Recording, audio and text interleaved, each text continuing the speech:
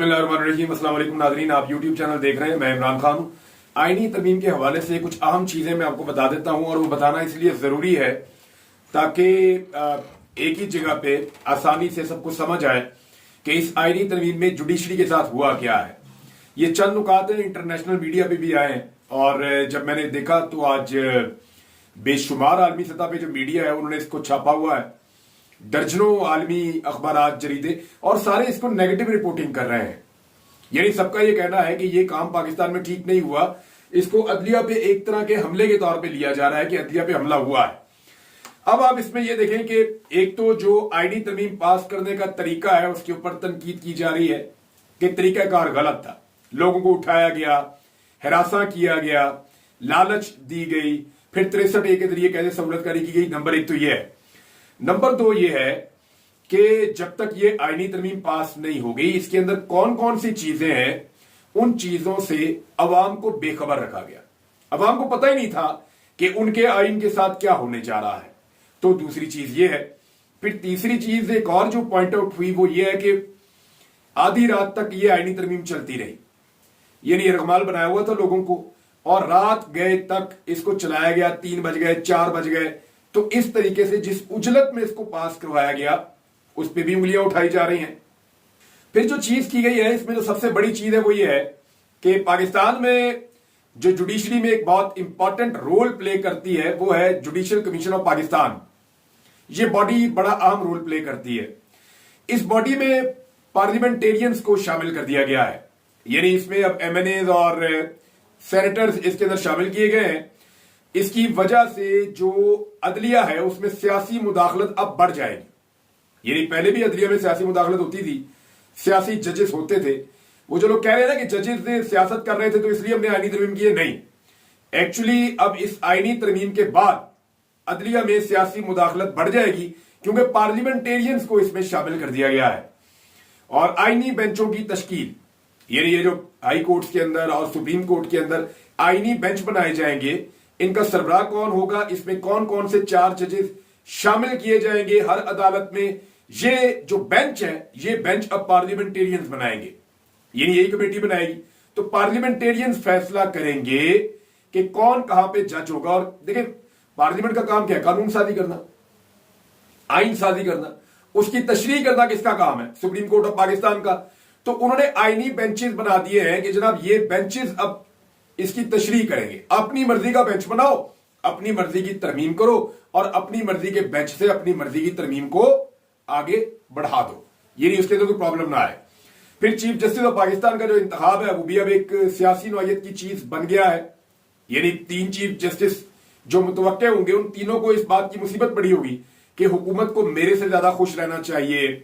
इतने जो मिसाल के तौर पर वहां 12 मेंबर्स हैं, तो हर चीफ जस्टिस का जो उम्मीदवार है वो ये कोशिश करेगा आइंदा कि 12 में से कम 8 को वो अपने साथ खुश रख सके, या कम से कम एस्टेब्लिशमेंट और हुकूमत को जितना हो सकता है खुश रखे, ताकि मैक्सिमम मेंबर्स उनके साथ आकर खड़े हो जाएं।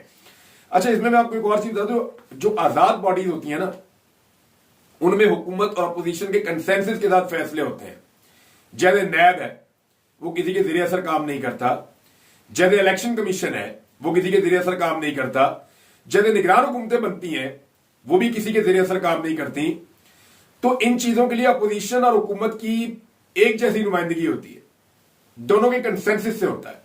लेकिन यहां हुकूमत ने जो कमेटी बनाई जजेस के लिए, उसके अंदर उन्होंने एक ऐसा तनासुब रख दिया है जिसमें 2/3 भी चाहिए होगी, और तनासुब ऐसा बनाया कि वो जो चाहेंगे वो कर लेंगे। तो यहां पे 1-2 नंबरी ये भी हो गई है। एक और काम जो इसमें किया गया वारदात, वो ये है कि हाई कोर्ट और सुप्रीम कोर्ट के जजों को उनकी कारकर्दगी का जायजा लेकर उनको हटाने का इख्तियार भी अब हुकूमत के पास आ गया है। यानी इसी पार्लियामेंट्री कमेटी के बाद पार्लियामेंटेरियन इसके अंदर शामिल है ना, तो उनके बाद ये इख्तियार आ गया कि जायजा लेकर जब चाहें जजों को निकाल दें। यानी जो जज हुकूमत के दबाव में नहीं आएगा या हुकूमत की मंशा के मुताबिक नहीं चलेगा, उसके लिए मुश्किलात पैदा हो सकती हैं। अब इनका इंपैक्ट क्या आने जा रहा है आने वाले दिनों में, ये बहुत इंपॉर्टेंट है और मैं आपके साथ शेयर कर देता हूं। नंबर 1 तो आप ये याद रखें कि मजीद तरामीम भी आ सकती हैं और मजीद कानून साजियां भी हो सकती हैं। क्योंकि देखें ना, आईनी बेंच बनने के बाद हुकूमत के ऊपर से खतरे की ये तलवार जो लटक रही है वो हमेशा के लिए हट जाएगी कि हमने कोई अगर कानून बना दिया, फर्ज करें कोई स्याह कानून बना दिया, या हुकूमत कोई गलत तरमीम ले आई या कोई स्याह कानून बना दिया, या हुकूमत ने कोई गलत गैर आईनी काम कर दिया, तो हुकूमत के ऊपर से ये डर और खौफ खत्म हो गया है कि हुकूमत को कोई सवाल जवाब होंगे। मिसाल के तौर पे फौजी अदालतों पे अब हुकूमत एक नई तरमीम कर देती है या एक कानून बना देती है कि उठाओ सबको डालो फौजी अदालतों में। फर्ज कर दे, मैं अभी हुआ नहीं लेकिन फर्ज करें हुकूमत ये करती है, तो इस मामले को पाकिस्तान तहरीक इंसाफ कहां चैलेंज करेगी? आईनी अदालत में। तो आईनी अदालत का जो बेंच है वो किसने बनाया हुआ है? तो जो आईनी बेंच है वो तो हुकूमत ने बनाया हुआ है। तो हुकूमत ने अपनी मर्जी से वहां पे जजेस रखे हुए हैं, लिहाजा हुकूमत जो मर्जी कानून पास करे, जो मर्जी ऑर्डिनेंस पास करे, हुकूमत जो मर्जी आईनी तरमीम करे, अब पाकिस्तान तहरीक इंसाफ या कोई भी अपोजिशन होगी वो उसको इसलिए चैलेंज नहीं कर पाएगी क्योंकि हुकूमत की मर्जी के बेंच में ही उसने चैलेंज होना है। तो जब मर्जी का बेंच है तो फिर मर्जी का फैसला भी है। तो ये बात आप ध्यान में रखें। एक और चीज होने जा रही है, पाकिस्तान में आजादी इजहार राय पर अब तकरीबन पाबंदी लग जाएगी। एक तरह से पहले ही पाबंदी है लेकिन मजीद लग जाएगी। हुकूमत ऐसे कानून पास करेगी जिनके बाद कोई बोल नहीं सकेगा, और जो बोलना चाहेगा उसके कॉन्सिक्वेंसेज होंगे, नतायज होंगे। मिसाल के तौर पे इस वक्त सबसे ज्यादा जो झूठ ट्वीट किया गया या झूठा प्रोपेगेंडा किया गया वो एक सूबाई वजीर है पंजाब की, उन्होंने किया है। अब उनके प्रोपेगेंडा के ऊपर क्या कोई शख्स अदालत में जा सकता है? अदालत से जाकर इंसाफ मांग सकता है, FIA में जा सकता है, किसी जगह पे वो इंसाफ की फराहमी के लिए दरवाजा खटखटा सकता है? तो नहीं कर सकता। लेकिन वो जो वजीर है उसके झूठे प्रोपेगेंडा के ऊपर बाकी लोगों पे फौरी तौर पे मुकदमा दर्ज हो जाते हैं, उनके खिलाफ कार्रवाई हो जाती है। तो देखिए, पिक एंड चूज का इख्तियार हमेशा हुकूमत के पास रहता है।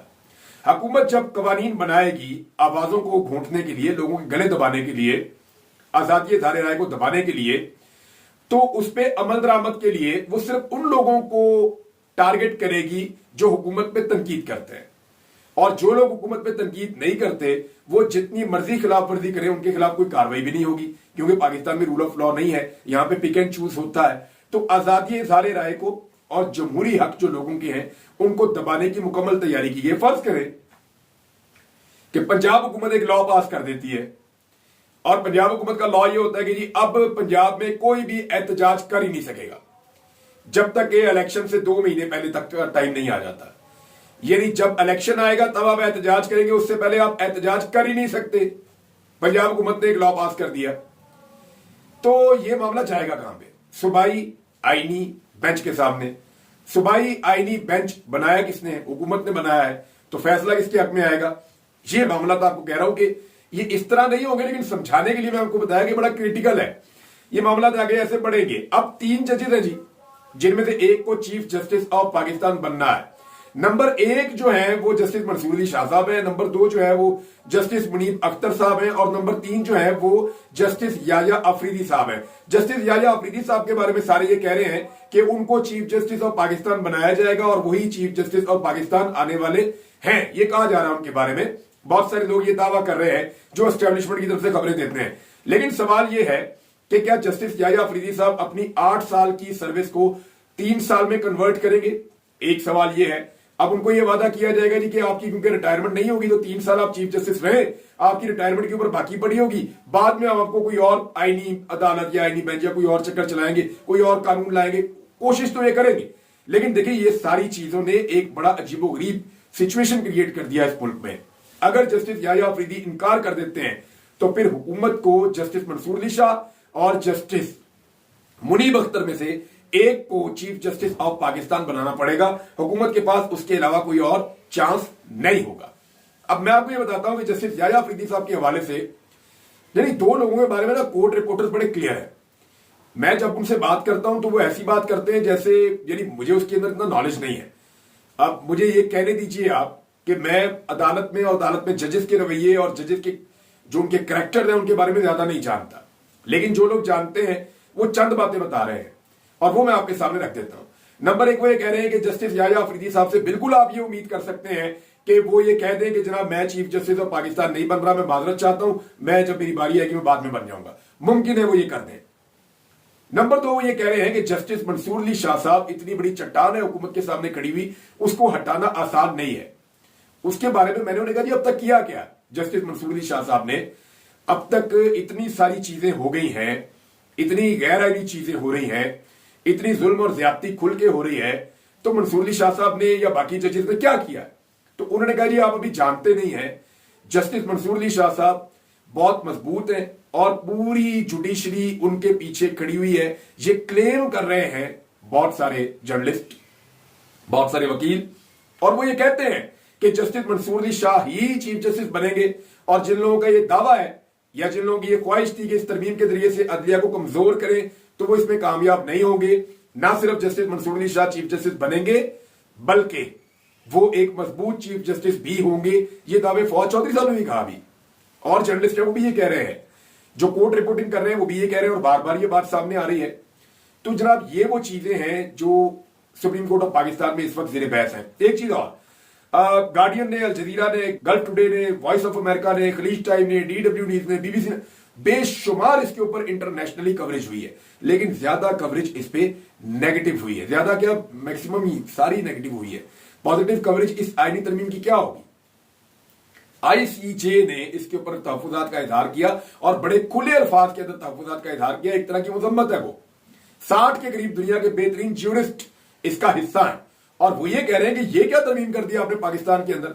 तो अदलिया के ऊपर ये एक बहुत बड़ा अटैक है, एक बहुत बड़ा हमला है।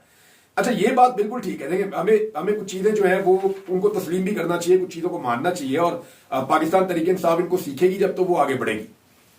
तहरीक इंसाफ ने माजी में एस्टेब्लिशमेंट की मुदाखलत का फायदा भी उठाया, ये बात ठीक है।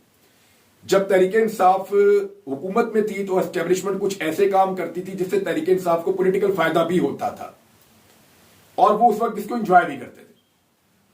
लेकिन आज जो तहरीक इंसाफ के साथ हो रहा है, इसका उसके साथ आप मुवाजना इसलिए नहीं कर सकते कि उसकी इंटेंसिटी और उसकी शिद्दत में बहुत फर्क है।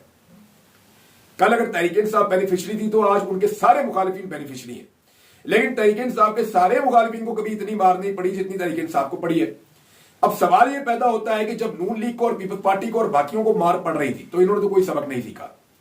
ये तो आज भी वही गंदे काम कर रहे हैं, ये तो आज भी गैर जमहूरी हैं, ये तो आज भी एस्टेब्लिशमेंट की गोद में जाकर बैठ गए हैं। तो तहरीक इंसाफ ने इससे क्या सीखा, इसके बारे में फ्यूचर में हमें पता चलेगा कि क्या तहरीक इंसाफ दोबारा एस्टेब्लिशमेंट के साथ उसी तरह की पींगे चढ़ाती है, या तहरीक इंसाफ अब एस्टेब्लिशमेंट को उसके रोल के अंदर रखती है। डिपेंड करता है ना। तो तहरीक इंसाफ ने, इन्होंने तो कुछ नहीं सीखा, ना नून लीग ने सीखा, ना पीपल्स पार्टी ने सीखा, ना फजलुर रहमान साहब, बाकी जमातों ने, उन्होंने कुछ नहीं सीखा। जो पाकिस्तान तहरीक इंसाफ के साथ हुआ है, क्या तहरीक इंसाफ ने सीखा, ये बहुत इंपॉर्टेंट है। देखें, आज इमरान खान की बहन आज भी जेल के बाहर खड़ी है अपने भाई को मिलने के लिए। क्या कभी नवाज शरीफ के साथ ये हुआ? क्या कभी आसिफ अली जरदारी के साथ ये हुआ? वो रोजाना जाती है अपने भाई को जेल के बाहर मिलने के लिए, कभी इस अदालत में, कभी इस अदालत में। वो और कुछ नहीं, वो कह रही है मेरे भाई से मेरी मुलाकात तो करवा दें। तो इमरान खान साहब की मुलाकातें दोबारा मुलतवी कर दी गई हैं लंबे अरसे तक के लिए। उनके केसेस भी जो है वो आगे शिफ्ट किए जा रहे हैं, सहाफियों से भी उनको नहीं मिलने दिया जा रहा। इन सारी चीजों को जब आप इकट्ठा करके देखते हैं तो आपको आइडिया हो जाता है कि एक्चुअली इमरान खान को पार्टी से अलग थलग किया हुआ है। अब तहरीक इंसाफ को करना क्या है, तो 4 चीजें आप अपने ध्यान में रखें। मेरे ख्याल में वे फॉरवर्ड उनके पास क्या है, पार्टी में इनकी डिस्कशन हो रही है। जिन लोगों से मेरी बात हुई उन्होंने कहा सबसे पहले तो हमें एहतसाब करना चाहिए, जो हमारे अंदर लोग हैं पाकिस्तान तहरीक इंसाफ के, जिन्होंने ज्यादती की और पाकिस्तान तहरीक इंसाफ की पीठ में छुरा घोंपा, और वो एहतजाज में नहीं आते और किसी ना किसी तरह सोशल मीडिया पे या कहीं ना कहीं अपने आप को लाइव रखते हैं, उन्होंने कहा जी उनका एहतसाब होना चाहिए। दूसरा, पार्टी को मायूसी से इस वक्त बचाना होगा। तीसरा, तहरीक इंसाफ को ये जो कमेटी बनी है इसमें जाने के हवाले से बड़ा मोहतात फैसला करना पड़ेगा, क्योंकि देखिए सिचुएशन कुछ भी हो सकती है, ये पॉलिटिक्स है। अगर वो इसका बाइकआउट करते हैं तो सिचुएशन कुछ और होगी, इसके अंदर जाते हैं तो सिचुएशन कुछ और होगी। और तहरीक इंसाफ का पूरा मेन फोकस अब एक ही चीज पे होना चाहिए, क्योंकि इनकी तमाम चीजें, चाहे इनका इलेक्शन है, बल्ले का निशान छीनना है, टॉर्चर है, 9 मई के मुकदमात हैं, या इलेक्शन के अंदर धांधली है, या जो कुछ भी तहरीक इंसाफ के साथ हुआ इस आईनी तरमीम तक, उस सारे में मरकजी किरदार इमरान खान साहब हैं। जब तक इमरान खान साहब बाहर नहीं आएंगे, तहरीक इंसाफ इस भंवर से नहीं निकल सकेगी। तो तहरीक इंसाफ को बाकी सारी चीजें छोड़कर سب سے پہلے فیصلہ یہ کرنا پڑے گا کہ عمران خان کو رہائی کیسے دلوانی ہے. کچھ بھی کر کے عمران خان کو باہر لانے کے لیے ان کو روڈ میپ بنانا پڑے گا. یہ ناظرین اب تک کی صورتحال ہے. باقی چیزیں میں آپ کے ساتھ نیکسٹ ویلاگ میں شیئر کروں گا. اب تک کے لیے اتنا ہی. اپنا خیال رکھیے گا, اپنے چینل کا بھی. اللہ حافظ.